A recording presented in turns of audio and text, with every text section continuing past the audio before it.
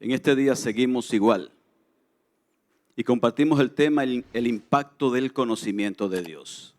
¿Cómo nos impacta a nosotros ese conocimiento de Dios? ¿Cómo llega a impactar nuestra vida? Y quiero leer un pasaje que se encuentra muy conocido y una de las conversiones más extraordinarias que encontramos en la Biblia. La narra este pasaje, Hechos capítulo 9, versículo 1 al 9. Hechos capítulo 9, versículos 1 al 9. Todos ustedes conocen el pasaje, conocen la historia, pero en esta noche volvemos, o en esta tarde, en esta mañana, volvemos a compartir este pasaje. Muchas veces lo hemos escuchado. Dice así el versículo 1, en el nombre de Jesús, puesto de pie, oramos, leemos la palabra dando reverencia al Dios que inspiró la palabra. Saulo, respirando aún amenazas y muerte contra los discípulos ¿de quién? Del Señor, vino al sumo sacerdote y le pidió cartas para las sinagogas de Damasco, a fin de que si hallase algunos hombres o mujeres, ¿de dónde? ¿De qué? De este camino, lo trajese presos a Jerusalén. Mas yendo por el camino, aconteció que al llegar cerca de Damasco, repentinamente le rodeó un resplandor de luz del cielo, y cayendo en tierra, oyó una voz que le decía: Saulo, Saulo, ¿por qué me persigue? Y dijo: ¿quién eres, Señor? Y le dijo: yo soy Jesús, a quien tú persigues. Dura cosa te es dar coces contra el aguijón. Él, temblando y temeroso, dijo: Señor, ¿qué quieres que yo haga? Y el Señor le dijo: levántate y entra en la ciudad, y se te dirá lo que debes hacer. Y los hombres que iban con Saulo se pararon atónitos, oyendo a la verdad la voz, mas sin ver a nadie. Entonces Saulo se levantó de tierra, y abriendo los ojos, no veía a nadie. Y así que, llevándole por la mano, le metieron en Damasco, donde estuvo 3 días sin ver y no comió ni bebió. Señor amado y Dios soberano, a esta hora, Señor, te damos gracias. Gracias por tu palabra. Gracias porque no hay una forma de conocerte mejor sino a través de tu revelación especial, que es tu palabra. En esta mañana, Señor, nosotros te rogamos que hables a nuestros corazones. Que tu palabra sea como espada de doble filo, que penetre hasta partir el alma, que penetre profundo, que penetre hasta los tuétanos de los huesos, que penetre hasta discernir las intenciones y los pensamientos del corazón nuestro. En esta mañana estamos aquí muy necesitados, Señor, de ti. Muy necesitados de tu palabra, muy necesitados, porque entendemos que solamente tu palabra puede transformar nuestro corazón. Solamente el poder del evangelio nos transforma. Háblanos, Señor, te lo rogamos, en el nombre de Jesús. Amén y amén. Pueden sentarse, mis hermanos. Un día de agosto del año 386 después de Cristo, un profesor de retórica llamado Aurelio Agustín se sentó abatido en su jardín. Aunque hijo de una madre cristiana, había abandonado la fe materna en favor de la religión persa que se conoce como maniqueísmo. También tuvo un amante durante 13 años. Y abandonando el maniqueísmo, porque entendía que era una religión insatisfactoria, continuó a una vana búsqueda de la verdad. Agustín buscaba la verdad. Y en una ocasión lo hacía a través de la predicación de uno de los padres de la iglesia llamado Ambrosio. Y a través de estas predicaciones llegó a convencerse, pero tenía un convencimiento intelectual del evangelio, del cristianismo. Sin embargo, él siguió adelante sin poder aceptar la fe que se le estaba enseñando por sus propias debilidades. Tenía grandes debilidades. Era una gente que vivía en corrupción, vivía teniendo sexo por ahí como quiera, seguía. Hasta que en un momento, en medio de su confusión, oyó una voz de un niño que le dijo: toma y lee.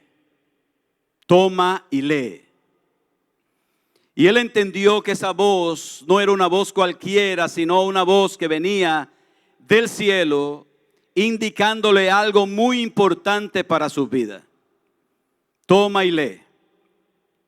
Él relata después y dice: comprimiendo el ímpetu de mis lágrimas, me levanté enseguida, seguro de que aquella voz había para mí un divino mandato de tomar el libro. ¿A cuál libro se refería? Se refería a la Biblia, más específicamente se refería al libro de Romanos.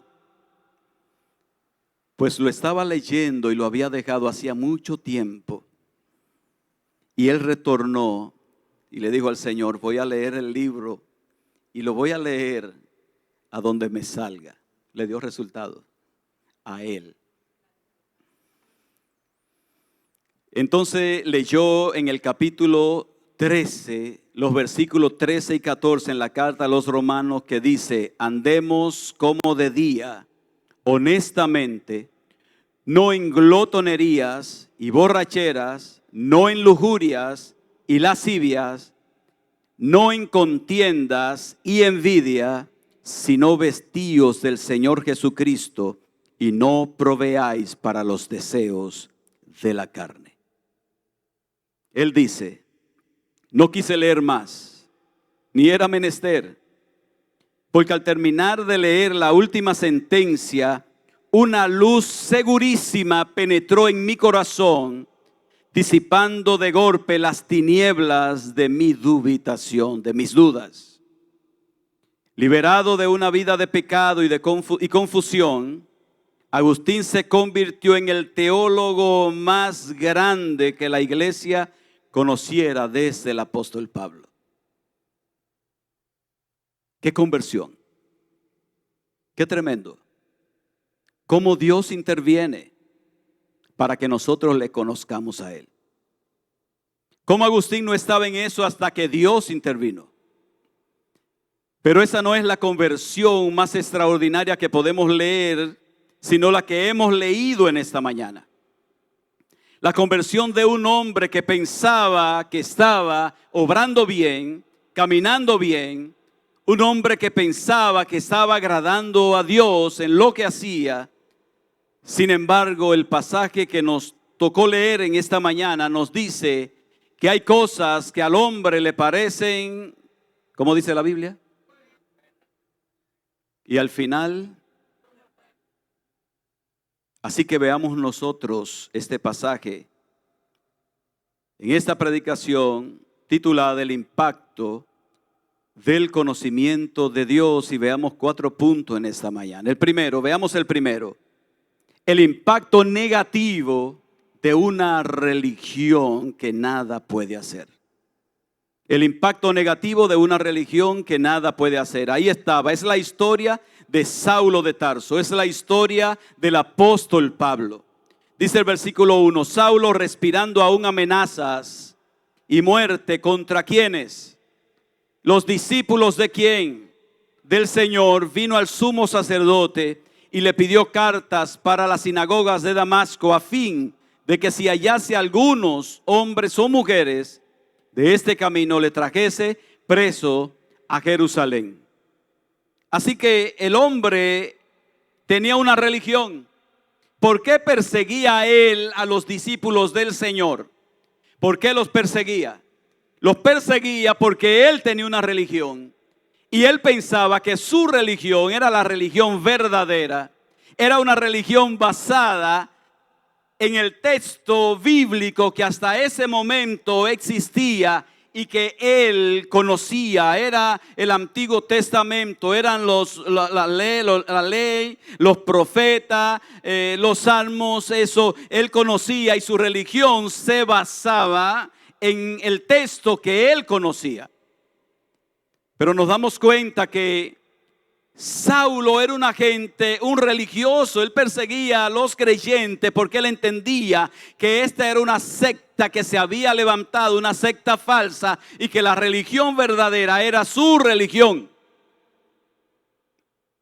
¿Y hasta dónde puede llegar una religión a ser el estorbo para que nosotros conozcamos al Señor?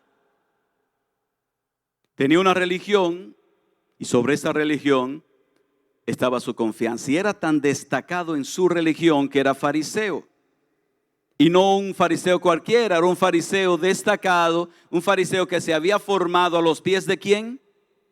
De Gamaliel, uno de los mejores maestros del judaísmo en ese momento. Así que el hombre tenía una buena formación y tenía un buen fundamento, pensaba él, de su religión. Pero además de eso, no era un religioso cualquiera, era un religioso muy temido. Así que, mis hermanos, que cuando un cristiano oía hablar de Saulo de Tarso, ¿qué era lo que le llegaba a la mente y al corazón de ese creyente? Si un cristiano sabía que Saulo de Tarso venía para la comunidad donde él vivía, ¿cuál era la reacción de ese creyente? Temor, miedo, la vida le peligraba porque el hombre no andaba en juego. Un religioso temido por los cristianos. Acérrimo perseguidor de la iglesia. Mire lo que dice ahí, ese versículo 1, comenzando el 9, dice: Saulo, respirando aún amenazas y muerte. O sea, el hombre, por donde quiera que pasaba, el hombre era un azote. ¿Y por qué ese odio contra los discípulos del Señor? Por su religión. Y era un religioso fiel.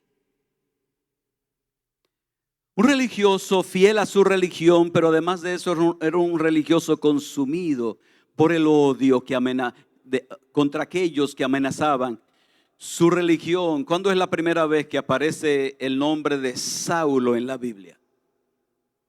Hechos capítulo 7, versículo 58, cuando estaban apedreando a Esteban, la ropa de Esteban la pusieron a los pies de un joven, dice el 58, versículo 58, a los pies de un joven llamado Saulo. Lo que significa, mis hermanos, que esa turba de gente que apedrearon a Esteban en ese momento estaban dirigidos por una gente. ¿Y esa gente quién era? Saulo de Tarso. Así termina el capítulo 7, pero ¿cómo comienza el capítulo 8? Mire el versículo 1 del 8. Y Saulo consentía en su muerte. ¿En la muerte de quién? De Esteban. Y dice el versículo 3, dice: y Saulo asolaba la iglesia. ¿Y cuál era el método de Saulo para que no se le escapara ningún cristiano? Entrando casa por casa, arrastraba a hombres y a mujeres y los entregaba en la cárcel. Religioso, fiel a su religión. Era tan fiel a su religión que nos lleva la milla a nosotros en nuestra fidelidad a nuestro Señor. Amén. Fiel con su propia vida a su religión. Era un religioso diligente y precavido. Mire el versículo 2 del capítulo 9 dice: y le pidió cartas para la sinagoga de Damasco. ¿A quién se lo pidió? Al sumo sacerdote.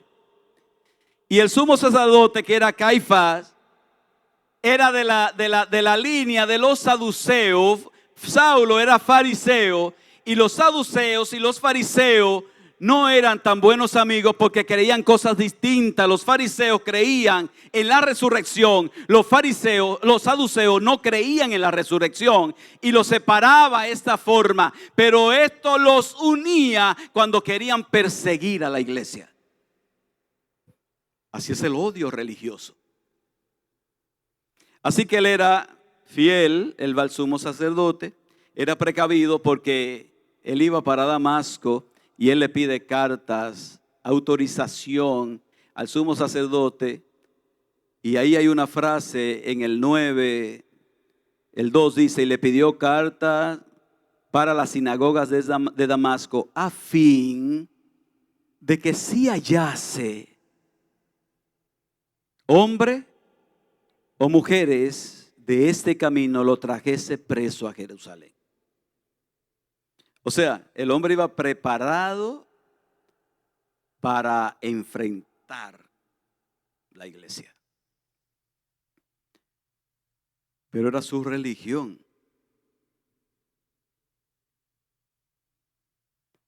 ¿Cuál era la religión de él? Era el judaísmo. Un judaísmo que estaba fundamentado en una interpretación incorrecta del Antiguo Testamento. Porque ellos nunca vieron a Cristo en el Antiguo Testamento como nosotros podemos ver hoy a Cristo a través de toda la Biblia, desde Génesis hasta Apocalipsis.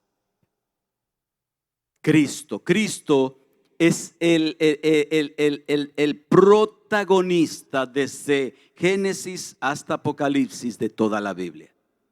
Es la historia, no de muchos hombres, es la historia del Salvador, de Cristo.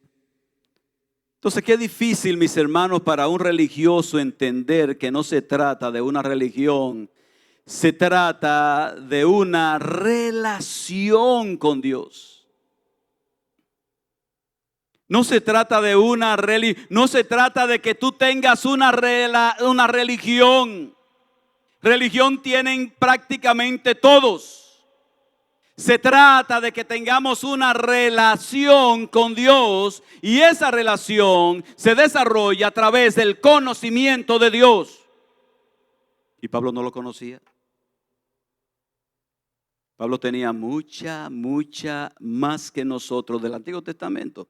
Se lo sabía así. Era un doctor de ese Antiguo Testamento.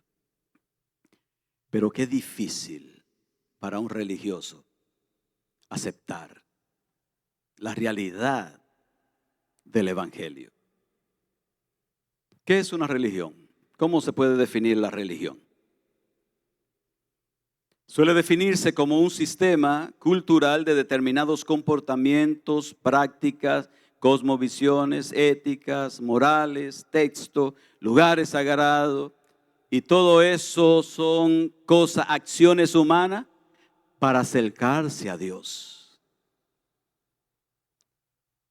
pero no dan resultado.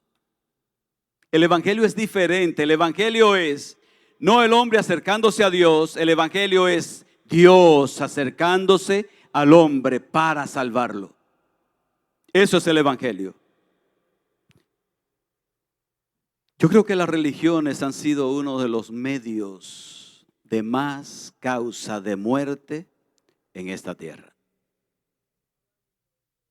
Si no, pregúntese cuántos cristianos mueren en este tiempo por causa de una religión que es el islamismo. ¿Cuántas personas morirían en los tiempos de la Santa Inquisición? Porque sencillamente yo entiendo que tengo la verdad y yo quiero que ejercer esa verdad con violencia a espada, y yo quiero que todo el mundo crea lo que yo quiero, sin ser la verdad. Pero para mí es la verdad. Ahí estaba Pablo, entrampado en esta realidad. Conocía la letra del Antiguo Testamento, pero le hacía falta algo. Y la pregunta, mis hermanos, es: ¿nosotros podemos como evangélicos estar entrampados en una religión pensando que por ser evangélico me garantiza ir al cielo? ¿Verdad que no? Pues se da. Hay gente que piensa que por ser miembro posiblemente de una iglesia, estar inscrito en el libro de la iglesia, como miembro de la iglesia, eso le abre la puerta para llegar al cielo. Hay gente que puede acallar su conciencia y pensar que cada domingo yo voy a la iglesia, y con ir a la iglesia cada domingo ya tengo a Dios agarrado por la falda.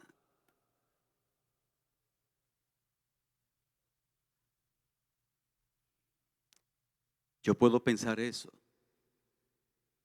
Yo puedo pensar que si veo que no me estoy portando bien, yo voy a aumentar la ofrenda que doy, voy a diezmar y voy a hacer esto porque yo quiero estar bien con Dios.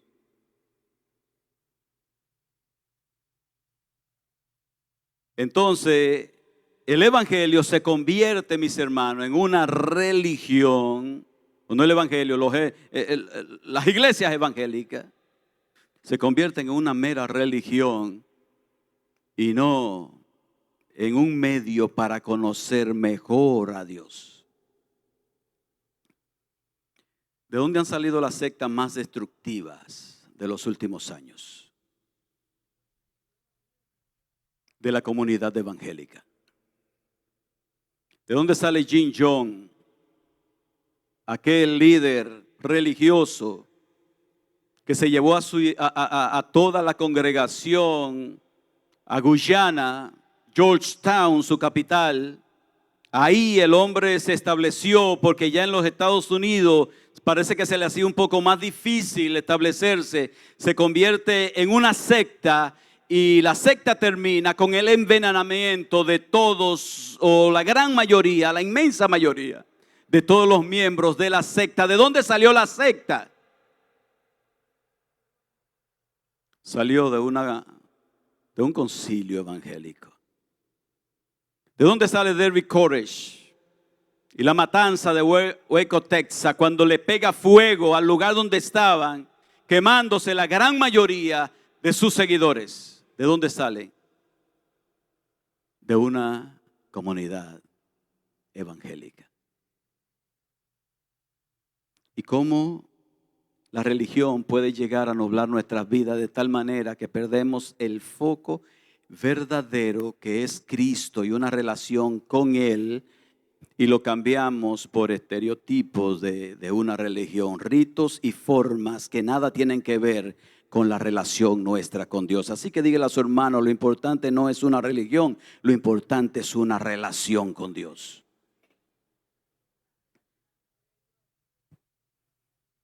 Saulo lo que necesitaba no era una religión, Saulo necesitaba una relación verdadera con Dios. Como tú y yo necesitamos una relación verdadera con Dios, porque por esa relación también vamos conociendo mejor a Dios. Y mientras más le conozco, más quiero relacionarme con Él. Bendito sea su nombre. Así que lo mejor que nos puede pasar es conocerlo a Él, más que tener una religión. La religión se convirtió en un estorbo para Saulo, pero la gracia de Dios es maravillosa, mis hermanos. La gracia de Dios es maravillosa. La misericordia de Dios es maravillosa. La bondad de Dios es maravillosa. Porque si a nosotros nos preguntaran, ¿es Saulo candidato para el papel que desempeñó? Le hubiésemos dicho no. Pero Dios no piensa como tú y no piensa como yo. Dios es un Dios de gracia. Dios es un Dios de misericordia. Dios es un Dios de amor. Y Dios es un Dios de bondad. Bendito sea su nombre. Pero no solamente vemos el impacto negativo de tener una religión falsa, sino que en segundo lugar vemos el impacto positivo de la revelación de Dios. Mire los versículos 3 al 5. Mas yendo por el camino, aconteció que al llegar cerca de Damasco, repentinamente le rodeó un resplandor de luz del cielo. Y cayendo en tierra, oyó una voz que le decía: Saulo, Saulo, ¿por qué me persigues? Y dijo: ¿quién eres, Señor? Y le dijo: yo soy Jesús, a quien tú persigues. Dura cosa te es dar coce contra el aguijón. Mientras la religión puede tener un impacto negativo en nuestras vidas, mis hermanos, la revelación de Dios siempre será positiva. Es en esa revelación donde vamos conociendo a Dios, esa revelación a través de su palabra. Es donde vamos conociendo a Dios. Ahí dice que él iba por el camino, yendo por el camino. Él llevaba sus planes, tenía su programa hecho, estaba todo preparado. Pero algo sucedió en el camino. Aunque nosotros podemos planificar, podemos programar y necesitamos y debemos hacerlo, finalmente lo que Dios dice es lo que va. Finalmente lo que Dios determina es lo que va, como dice su palabra. El hombre ensilla el caballo para la guerra, pero ¿qué sucede? La victoria la da Dios. Aquí estaba Saulo de Tarso, que iba con sus planes hacia la ciudad de Damasco. Todo estaba planificado y el deseo de su corazón era que aparezcan mucho. Que aparezcan mucho. Porque ¿cuál era la intención del corazón de él? Era exterminar que esa secta que para él se había levantando el nombre del carpintero que había muerto en una cruz en detrimento de toda la fe que durante décadas ellos habían construido, durante siglos ellos habían construido. Y qué terrible cuando eso se ve amenazado, mis hermanos, lo que yo creo se ve amenazado. Eso es algo difícil. Él estaba llegando ya a su objetivo. Dice ahí que estaba cerca de Damasco. Y repentinamente dice, algo sucedió rápidamente. Ahí dice, le rodeó un resplandor de luz del cielo. Repentinamente, mis hermanos, lo que él nunca se había esperado, ahí había acontecido algo sobrenatural. Y era algo sobrenatural, era un poder tan extraordinario. Allí se manifestó lo que se conocía en el Antiguo Testamento como la Shekinah de Dios. Ahí se manifestó y era Cristo que se le había aparecido en el camino. La gloria de Dios del Antiguo Testamento ahora se le estaba apareciendo a él, que la conocía por lo que él conocía de aquí, del Antiguo Testamento. Ahora esa gloria se le había aparecido en el camino y le había rodeado. Y no solamente le había rodeado, el versículo 4 dice, y cayendo en tierra. Cayendo en tierra. Y el impacto todavía no termina. Porque cayendo en tierra, dice ahí, oyó una voz que le decía: Saulo, Saulo, ¿por qué me persigue? La programación de Saulo había quedado atrás, ahora se estaba estableciendo lo que se había planificado en el cielo. Y quien lo había planificado podía hacer lo que él quería en la vida de este hombre, como puede hacer lo que él quiere en la vida de cualquier hombre sobre esta tierra, porque Dios es soberano. Él tenía su plan, pero Dios tenía otro. Y es la manifestación de la gracia y de la misericordia de Dios. Saulo, Saulo, ¿por qué me persigue? Y aquí viene la pregunta sumisa de Saulo. ¿Quién eres? Temblando, mis hermanos. ¿Quién eres, Señor? Y quien le había aparecido le dice, yo soy Jesús, a quien tú persigues. Mis hermanos, pensemos en todo lo que estaba pasando por la cabeza de Saulo con relación a la religión que él tenía previamente. Pensemos en eso, pensemos en el perseguidor de la iglesia, pensemos al hombre lleno de odio religioso, pensemos al hombre que era prepotente y arrogante y que era un asesino en potencia para todos aquellos que le encontraba en el camino. Pensemos entonces ahora esta voz que le dice, ¿quién eres, Señor? Esta voz que le dice, yo soy Jesús a quien tú persigues. Pensemos qué estaba pasando en el corazón y en la cabeza de este hombre. Cómo las cosas estaban cambiando rápidamente. Porque ahora él estaba en la transición de pasar de una religión que él había construido en su corazón durante décadas. Que esa religión estaba siendo tirada por el suelo y estaba siendo desmoronada. Toda la fe, toda la creencia, todo lo que había recibido estaba siendo tirado por tierra. Y ahora Jesús, a quien él estaba persiguiendo, le estaba demostrando que él era el Dios del Antiguo Testamento y que ahora se le estaba revelando a él en el Nuevo Testamento para que él lo conociera. Pensemos en eso, mis hermanos. Porque nosotros hoy podemos leerlo y podemos decir, wow, mira qué bien, extraordinario. Pero algo tremendo tuvo que pasar en la vida de este hombre para conocer a Dios. Yo soy Jesús, a quien tú persigues. Cuando el resplandor lo rodea,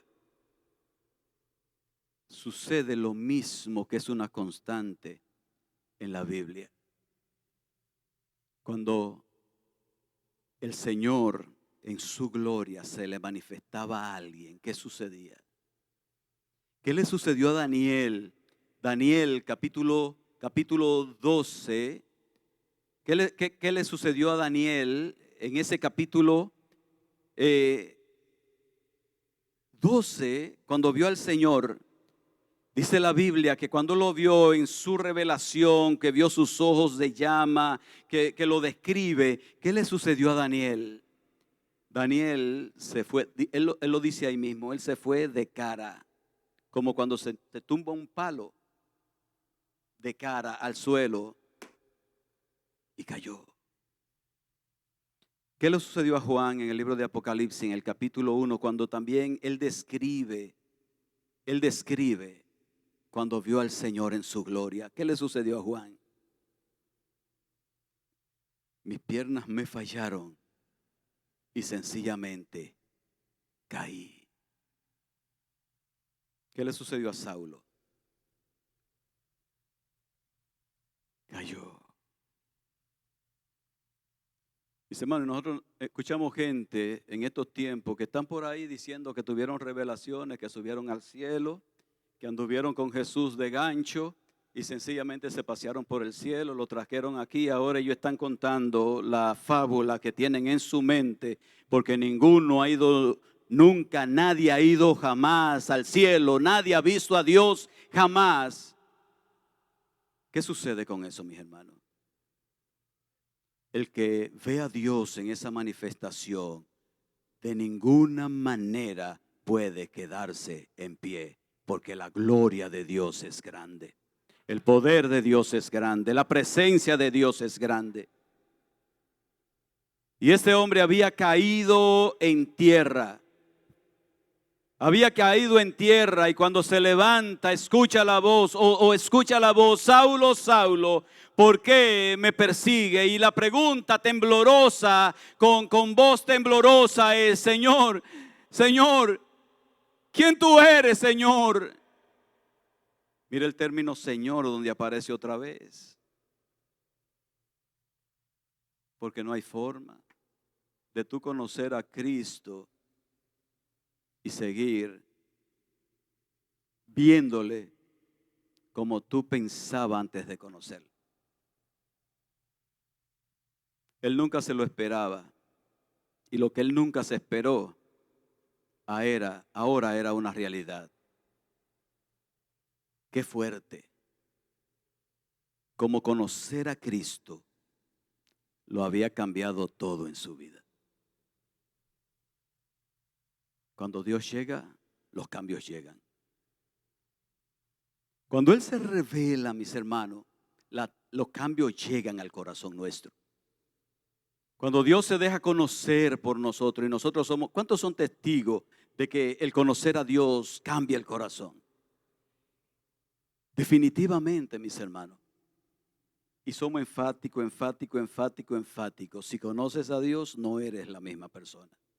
Si conoces a Dios, ahora camina en santidad.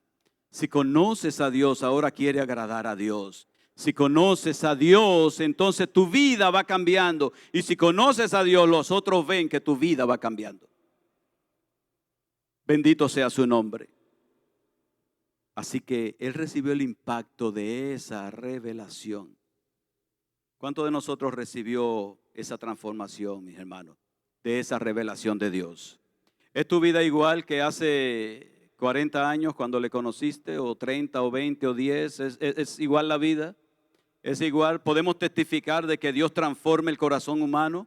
¿De que Dios cambia el corazón? ¿De que el Evangelio llegó y el Evangelio es poder de Dios para salvación a todo aquel que cree, al judío primeramente y también al griego? Podemos creer que el Evangelio cambia aún al más malo, porque ahí no había uno más malo que Saulo. Saulo. Si Saulo en su condición primera entra a este lugar, mis hermanos, aquí no se sabe lo que ocurriera. Aquí no se sabe, mis hermanos. Esos cristales fácilmente se rompen. Pobre de los que tenemos algunos problemas para movernos rápido.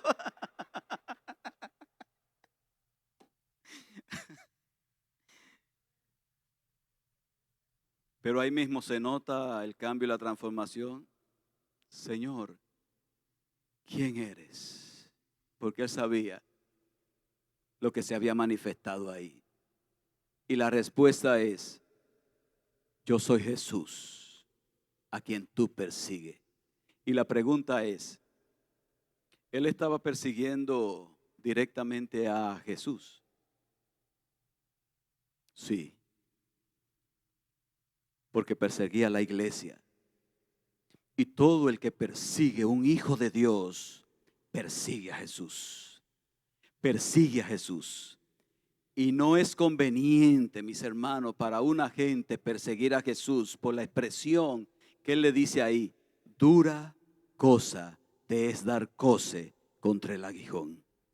Imagínese usted un clavo parado, un clavo así parado en una tabla y usted haciéndole hacia el clavo en la punta. ¿Le gusta?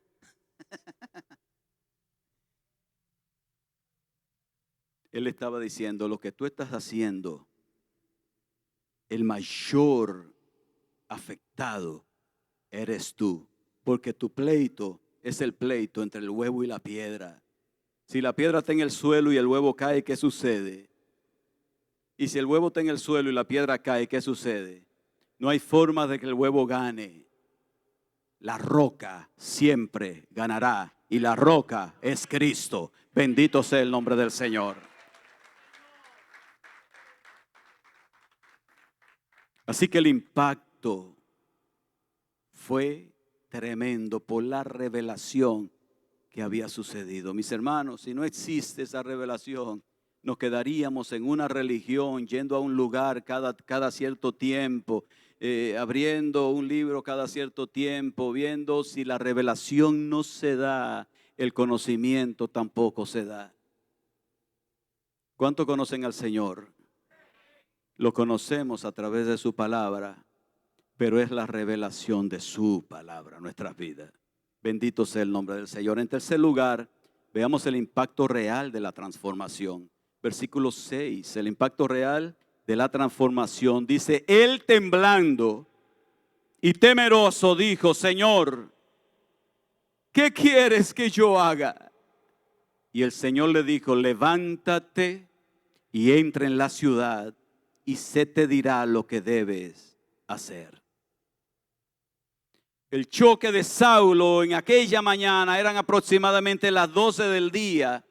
Y él en una de las descripciones que él da de su conversión, él dice que le rodeó una luz tan intensa que era más grande que la luz del sol.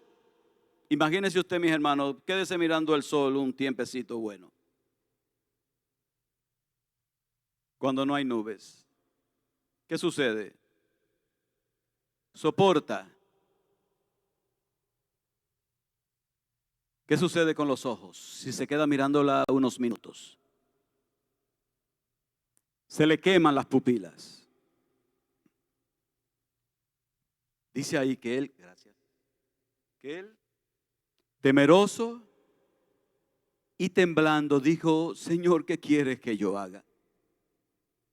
Así que el choque de él había producido algo. Ahí de entrada nos dice que él estaba temeroso, temblando y temeroso. ¿Dónde estaba el Saulo arrogante del versículo 58 de Hechos 7? ¿Dónde estaba? El hombre que estaba parado mientras el pueblo apedreaba a Esteban y que le pusieron la ropa de Esteban a su pie. ¿Dónde estaba ese Saulo en este momento? ¿Dónde estaba el Saulo del capítulo 8, versículo 3 de los Hechos, que dice que asolaba a los cristianos y que iba de casa en casa abriendo puertas, sacando gente para afuera, arrastrándolo y llevándolo prisionero a la cárcel?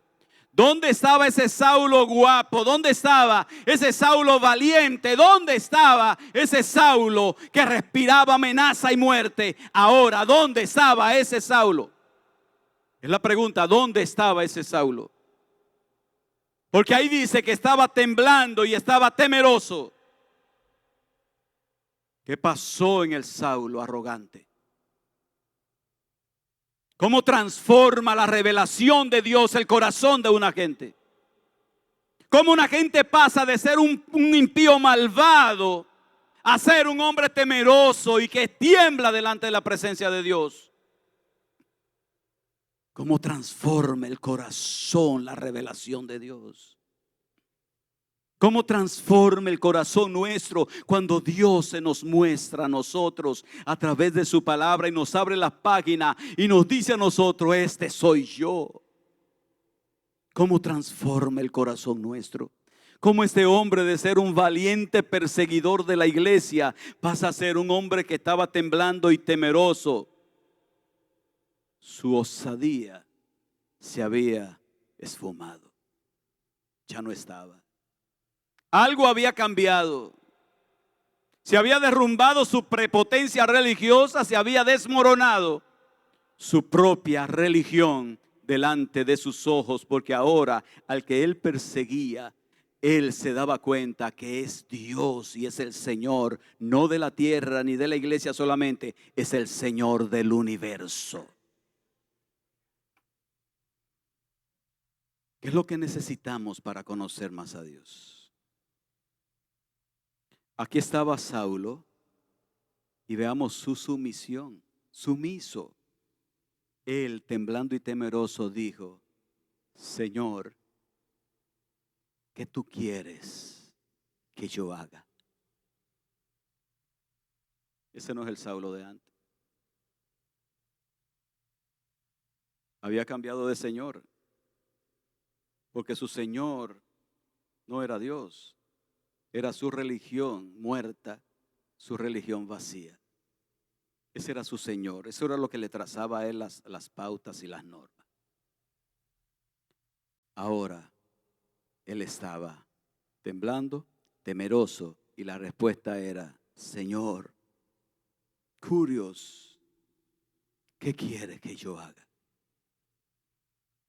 Y el que pregunta qué quiere que yo haga en la condición en la que él estaba, ¿qué es lo que busca, mis hermanos? Era someter su voluntad a aquel que había destronado su religión y ahora pasaba a ser el Señor de su vida. Someter su Señor, ¿qué quieres que yo haga? Estaba chocado, ¿verdad? Y eso es transformación. Ahora lo llamaba Señor. Y esa palabra Señor es equivalente a Dios. Ahora no estaba sujeto a su propia voluntad. Ahora se sujetaba a la voluntad del Señor. Ahora no era un teórico cuando lo llamaba Señor. Ahora el asunto era práctico. Realmente su voluntad se estaba sometiendo a la voluntad de aquel que verdaderamente es Señor. Porque Cristo es Señor, porque Cristo es Rey, porque Cristo está sentado en su trono, porque Cristo es el que manda. Él es quien gobierna. Ahora estaba sujeto: Señor, ¿qué quiere que yo haga? Y la orden vino, mis hermanos. Ni siquiera el Señor le dio, no, vamos a hacer esto, lo otro. No, la orden vino: levántate y entra en la ciudad y se te dirá lo que debes hacer. Estaba hablando el soberano, pero lo había dejado, mis hermanos, deshecho, derribado, y le había dado un knockout que lo sacó de circulación. Yo creo que así debe pasar a veces con nosotros. Ha pasado con gente eso. Era otro, su corazón había sido cambiado. Es obvio el cambio, ahí se ve. Ya se había ido la arrogancia, se había ido el odio y ahora estaba sometido al Señor. Así que, mis hermanos, es mejor una relación que una religión. Porque la relación se traduce en transformación, donde esa relación es el fruto del conocimiento de Dios. Mientras más le conocemos, mejor nos relacionamos y mejor relación tenemos con Él. Que Dios nos ayude a conocerle mejor. Finalmente veamos el impacto inicial de esta relación. Porque comenzó ahí una relación, una estrecha relación. Mire los versículos 7 al 9. Los hombres que iban con Saulo se pararon atónitos, oyendo a la verdad la voz, mas sin ver a nadie.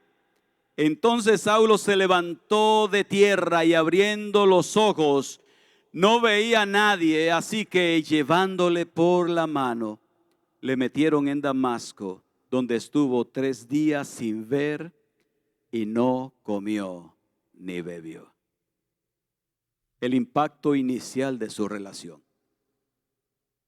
¿Conoció Saulo a Dios? Tuvo una relación estrecha con Dios. Estrechísima. Cuando nosotros leemos esa historia de los hechos acerca de Pablo, cuando leemos las cartas que Pablo escribió, cuando leemos 2 de Timoteo capítulo 4, cómo termina la vida de este hombre, porque ya yo estoy para ser sacrificado y el tiempo de mi partida está cercano. He guardado, ¿qué dice? He guardado la fe. ¿Qué más? He peleado la buena batalla. ¿Qué más? Por lo tanto me espera la corona que me está preparada, guardada la corona de justicia, la cual me dará el juez justo, y no solamente a mí, sino a todos los que aman su venida. Cuando nosotros vemos cómo concluye, nosotros decimos, wow, qué relación tuvo con Dios. Pero ¿cómo fue el inicio de esa relación? Una relación con un inicio impactante. No todo el mundo comienza igual. ¿Cómo usted comenzó en su relación con Dios? Usted comenzó su relación con Dios un día escuchando el Evangelio y sencillamente diciendo que sí, siguiendo la vida, y hubo en su corazón algo que sucedió, que usted lo sabe, que algo sucedió, pero hemos seguido caminando, pero este inicio no fue así. Este inicio marcó la vida de este hombre. Este inicio fue un inicio impactante. Fue un encuentro que lo chocó. Un encuentro como si un camión lo hubiese pasado por encima. Y aquí estaba la descripción de ese encuentro. Dice que iban varios. Varios porque él andaba con mucha gente. Por si aparecían muchos, entonces poder agarrar a muchos y traerlos prisioneros. Si no lo mataban por allá. Y ahí dice que los hombres que le acompañaron, ellos quedaron atónitos.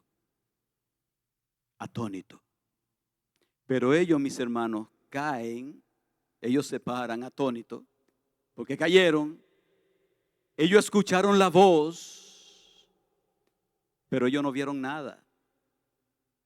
Quien vio el resplandor de la gloria manifestada en ese lugar fue Saulo. Porque el objetivo no eran los otros. El objetivo era Saulo. Como él le dice a Ananías después, ve, porque instrumento escogido me es este, para llevar mi nombre en presencia de reyes y demás. Pero ¿qué más le sucedió? La gloria, el resplandor de la gloria lo cegó. Quedó ciego. A tal manera que el hombre fuerte del judaísmo, ahora estaba ciego y debía ser cogido por los otros, por la mano, dice ahí, y por la mano guiado hasta dejarlo en un cuarto.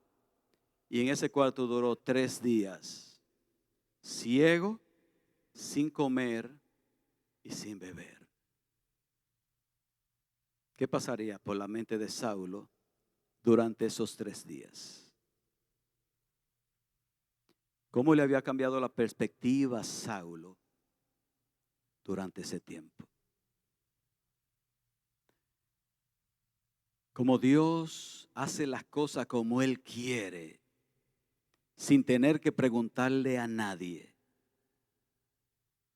Y cuando Él salva a alguien, eso es pura gracia y misericordia. Él no le preguntó a Saulo si quería o no quería. Dios sencillamente llegó, hizo su voluntad, y aquel hombre estaba ciego, estaba hambriento y estaba sediento. Y nadie le dio nada. Dios trabajando. Dios lo hace como Él quiere. Dios ha matado gente. Dios los ha matado. Sencillamente antes de que se vayan, se les revela y se van de aquí con Cristo. Es una bendición. Adiós. Para que uno se pierda eternamente, es mejor que le den un fuetazo tan fuerte. Señor, yo reconozco que solamente tú eres mi Salvador. Y de ahí, directo y en gloria. El ladrón de la cruz. Ese hombre fue con un propósito a esa cruz. Y se fue directo y en vivo. A uno le ha partido pata, a otro le ha partido brazo. Uno en estos días expresaba, virado en un hospital con las patas levantadas, amarradas y arriba, rotas las dos y otro hueso roto. Solamente decía, ese es el amor de Dios en mi vida. Es el amor de Dios en mi vida. El amor de Dios. Uno anda por ahí testificando acerca del Evangelio de Cristo, que se electrocutó en una discoteca. El hombre muere y despierta en la morgue cuando ya ha sido declarado muerto. Está en la morgue esperando que lo vayan a buscar y vayan a enterrarlo. Y el hombre en la morgue despierta y ahí está sirviéndole al Señor. ¿Qué tuvieron que hacerle? ¿Cómo le dicen? El muerto vivo.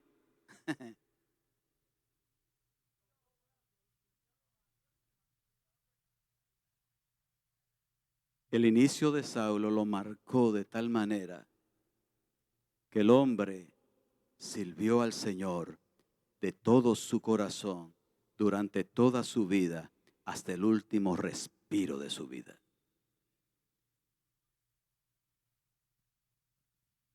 Tal vez nosotros deberían hacernos algo así. Ya le conocemos, pero en un momento determinado, un jaloncito, a ver si despertamos, mis hermanos. Un toque.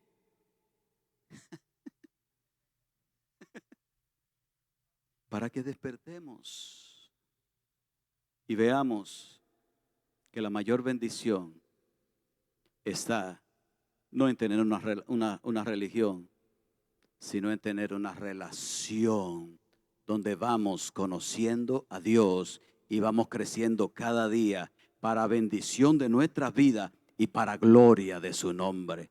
Que nuestra relación sea una relación estrecha con Dios hasta conocerle lo más que podamos conocerle aquí y por la eternidad seguir conociéndole, sabiendo que nunca vamos a terminar de conocerle, porque Dios es demasiado grande y no hay una mente sobre esta tierra y un corazón que le pueda entender completamente, pero lo que entendamos de Dios sea suficiente para que nuestras vidas sean transformadas, sean impactadas y que cada día nos parezcamos más a Cristo Jesús. Bendito sea su nombre.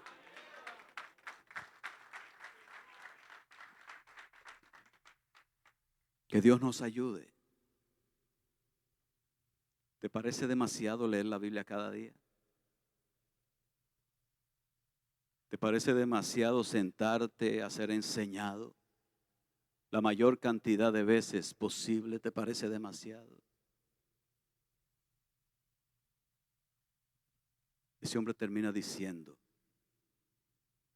que él lo tenía todo por basura por alcanzar el mayor conocimiento de Cristo. Que Dios nos ayude a nosotros. Vamos a estar